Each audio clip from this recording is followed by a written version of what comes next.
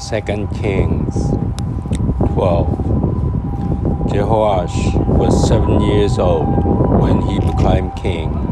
Jehoash began his reign in the 7 years of Jehu, and he reigned in Jerusalem 40 years. His mother's name was Zibiah of Beersheba. All his days Jehoash did what was pleasing to the Lord, as the priest Jehoiada instructed him. The shrines, however, were not removed. The people continued to sacrifice and offer at the shrines.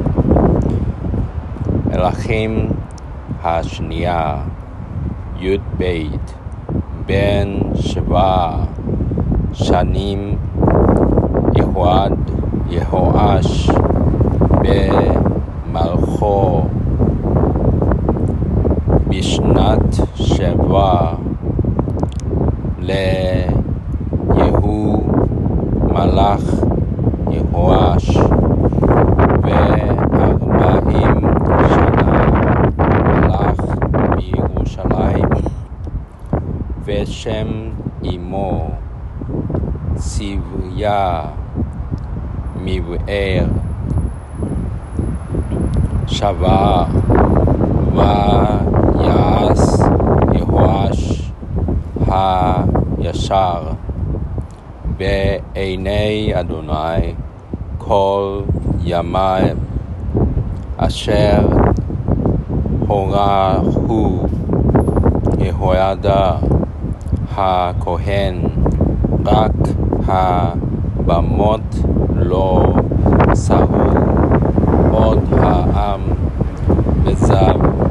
מזבחים ומקטרים בבמות.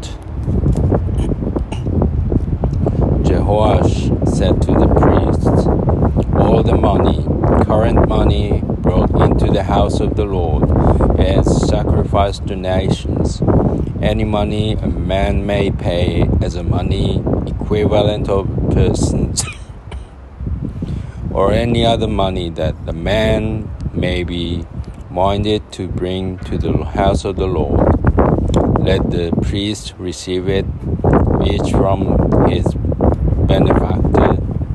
They in turn shall make repairs on the house, wherever damage may be found. ויאמר יהואש אל הכהנים, כל כסף הקדשים אשר יובא בית אדוני, כסף עובר, איש כסף, נפשות, ערכו כל כסף אשר יעלה על לב איש להביא בית אדוני, ייקחו להם הכהנים איש מאת מקרו, והם יחזקו את בדק הבית לכל אשר יימצא שם בדק. But in the 23rd year of King Jehoash, it was found that the priests had not made the repairs on the house. So King Jehoash summoned the priest Jehoiada and the other priests and said to them, why have you not kept the house in repair? Now do not accept any money from your benefactors anymore, but have it donated for the repair of the house. The priests agreed and that they would neither accept money from the people nor make repairs on the house. ויהי בשנת 20 ושלוש שנה למלך יהואש לא חיזקו הכהנים את בדק הבית, ויקרא המלך יהואש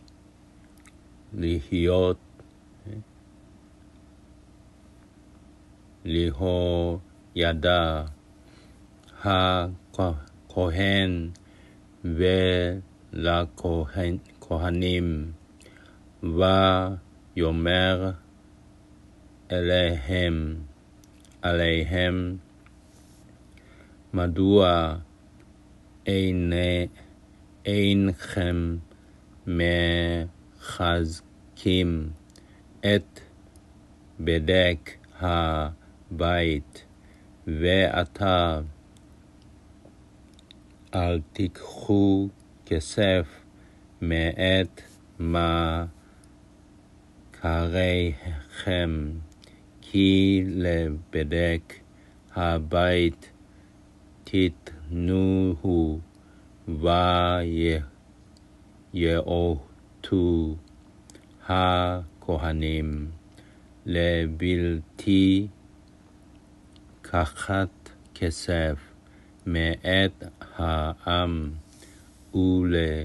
ולבלתי חזק את בדק הבית.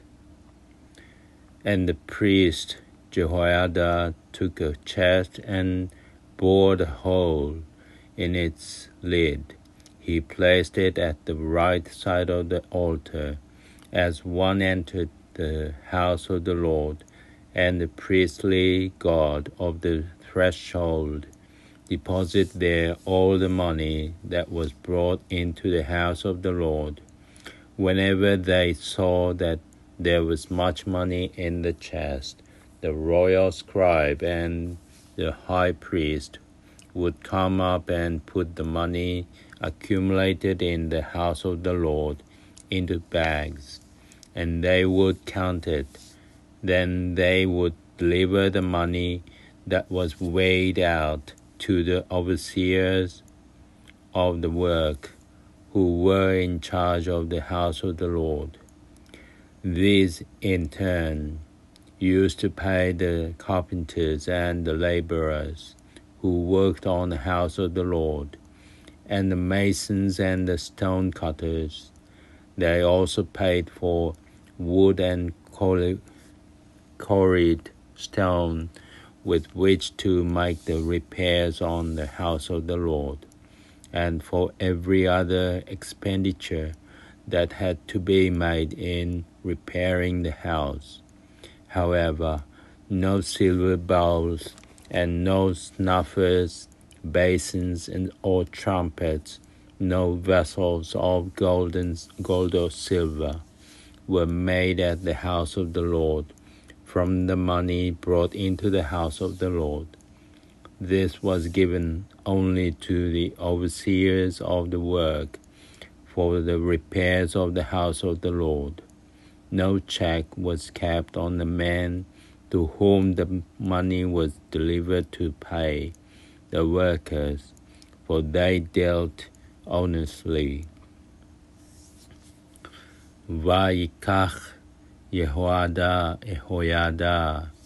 הכהן ארון אחד, ויקוב חור בדלתו, ויתן אותו אצל המזבח מימין בבוא איש בית אדוני, ונתנו שמה הכהנים שומרי הסף את כל הכסף המובא בית אדוני, ויהי כראותם כי רב הכסף בארון ויעל סופר המלך והכהן הגדול ויצורו ימנו את הכסף הנמצא בית אדוני ונתנו את הכסף המתוקן על ידי עושי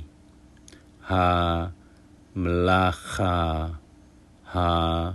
המופקדים בית אדוני ויוציאוהו לחרשי העץ ולבונים העושים בית אדוני ולגודרים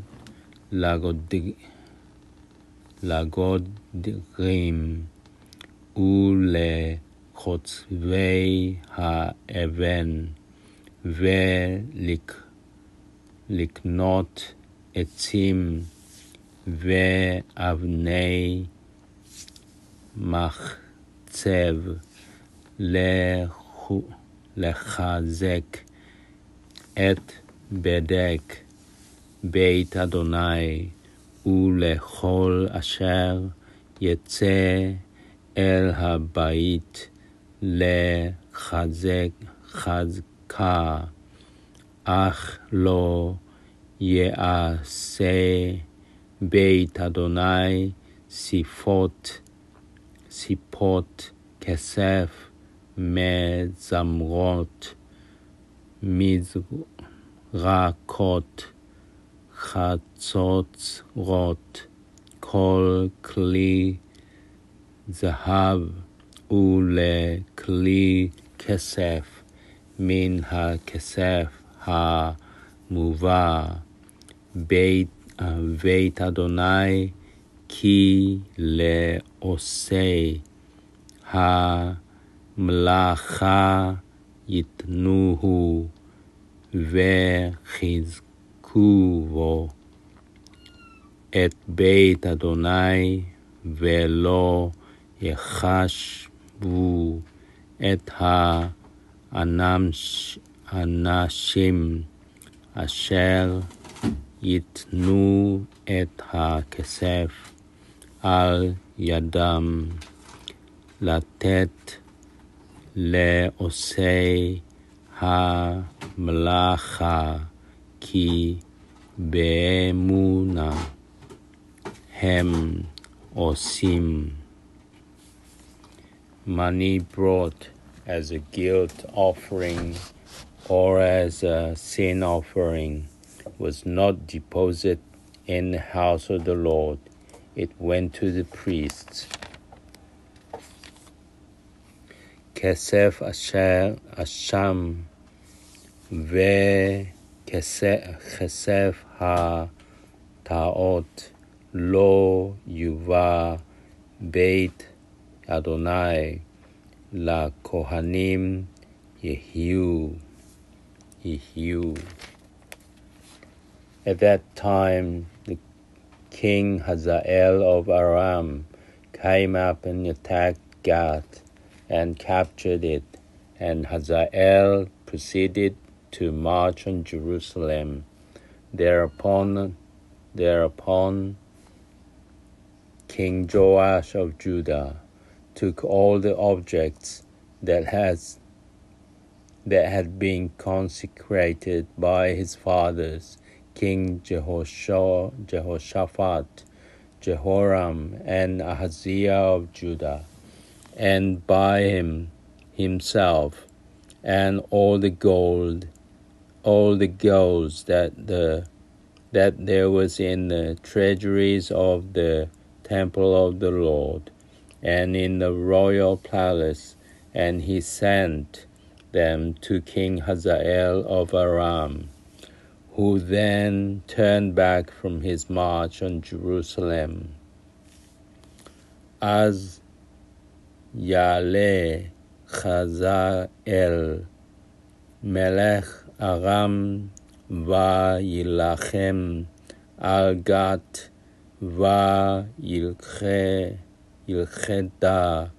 vayesem Hazael panav la'alot al Yerushalayim vayikach Yehoash melech Yehuda et kol ha-kadashim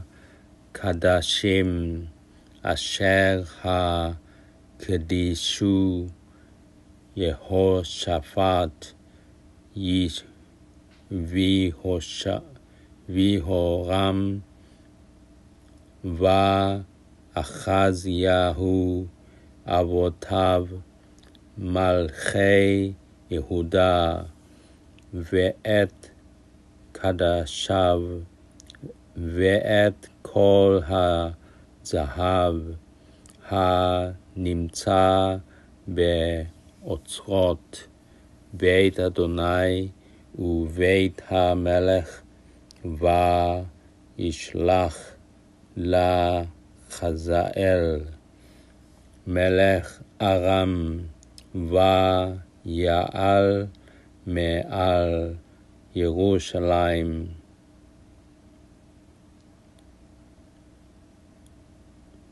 The other events of Joash's reign and all his actions are recorded in the annals of the kings of Judah. His courtiers formed a conspiracy against Joash and assassinated him at Beth Milo that led down to Silah. The courtiers who assassinated him were Josachar, son of Shimeat, and Jehozabad, son of Shomer. He died and was buried with his fathers in the city of David, and his son Amaziah succeeded him as king.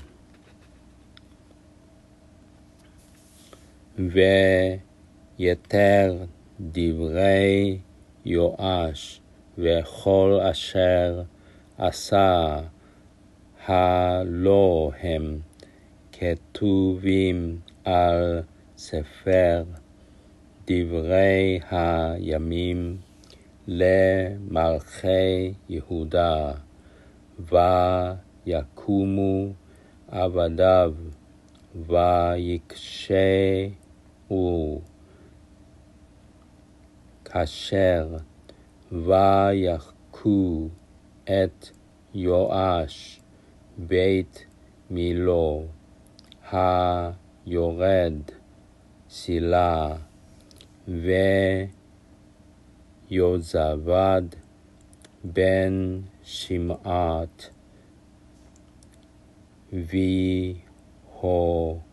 ויהוזבד בן שומר עבדיו הכוהו וימות ויקברו אותו עם אבותיו בעיר דוד וימלוך אמציה בנו תחתיו